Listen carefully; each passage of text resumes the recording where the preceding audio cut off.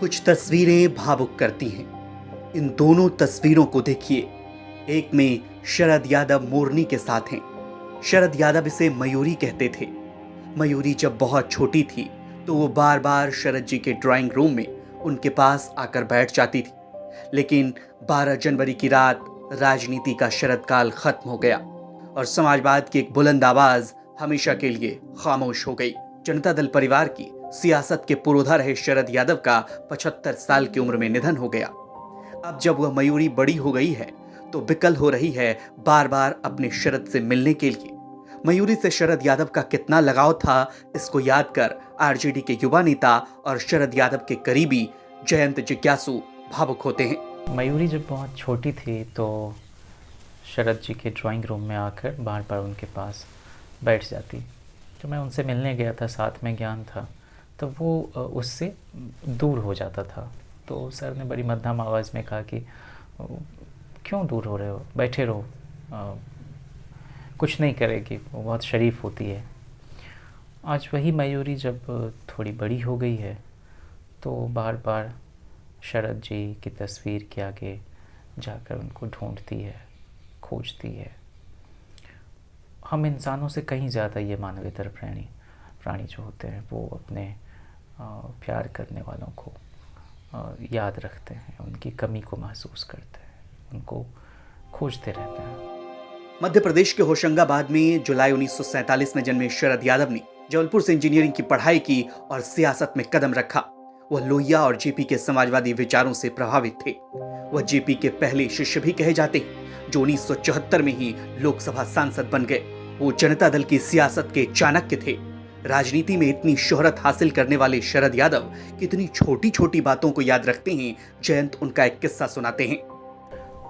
मुझे ध्यान आता है कि एक बार विश्वास मत पर जब वे नेशनल फ्रंट की सरकार के दौरान बोल रहे थे और जब वीपी सिंह जी की सरकार जा रही थी तो उसको यूं ही बिहार निवास में शरद जी का मंडल रथ का और मंडल आंदोलन में उनके योगदान का जिक्र होया। तो मैंने उस तकरीर को याद किया और कि उसको ध्यान में रिकॉर्ड कर लिया था।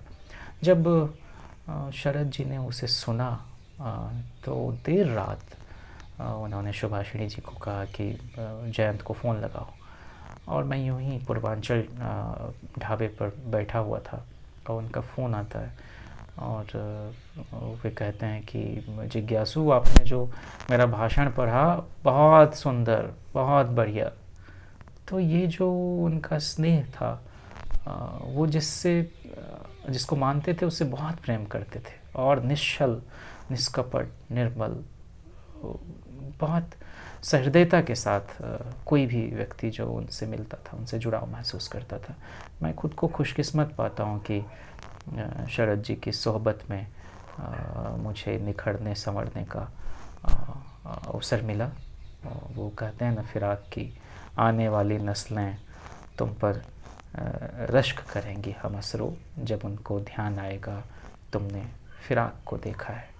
तो जितना कुछ सोशलिस्ट मूवमेंट की हिस्ट्री के बारे में शरद जी से सीखने को मिला, उसके लिए मैं हमेशा उनका ऋणी रहूँगा। वो संस्कृत में कहते हैं, त्वदीयम वस्तु गोविंद, त्वदीयम वस्तु शरद तुभ्यमेव समर्पये, गृहाण सम्मुखो भूत्वा प्रसीद पुरुषोत्तम। तो इतने बड़े पाए के राजनेता और उतने ही सरल सहज इंसान, साथ ही उतना ही कुशल नेतृत्व विरले। शरद यादव के राजनीतिक कद और योगदान का अंदाजा आज की पीढ़ी को भले ही ना हो, लेकिन गैर कांग्रेसी सरकारों में वो सत्ता की धुरी माने जाते रहे। उनका जाना राजनीति के एक युग का अंत है। एक वाहिद शख्स और मुकम्मल व्यक्तित्व की खासियत देखिए कि मयूरी भी उनके तस्वीर के सामने भावुक हो उठती है। ब्यूरो रिपोर्ट, बिहार तक।